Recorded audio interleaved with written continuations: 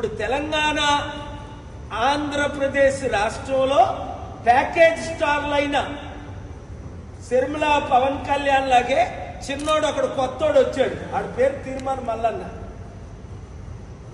వాడి మీద అనేక రౌడీ సీటర్ కేసులు ఉన్నాయి. నేను బీసీని అని ఆర్ కృష్ణయ్యతో బీసీలందరినీ 80 కోట్లు ఖర్చు పెట్టి నిన్న మీటింగ్ పెట్టి మన బడుగు బలహీన వర్గాల్ని మోసం చేస్తున్నాడు. ఆర్ కృష్ణ ఏమన్నా మేము బిచ్చగాలవా అన్నాడు. చంద్రబాబుతో భిక్షం అడిగాడు, కేసీఆర్ని భిక్షం అడిగాడు, వైసీపీని భిక్షం అడిగాడు, ఇప్పుడు బీజేపీని భిక్షం అడిగి బీసీలని తాకట్టు పెట్టేశాడు. వాడి శిష్యుడే తీర్మానం వల్ల దానికి రుజువే నిన్న తెలంగాణలో మీటింగ్. బీసీలారా మనం అమ్ముడు పోవాలా? 60% ఉన్నోళ్ళవి.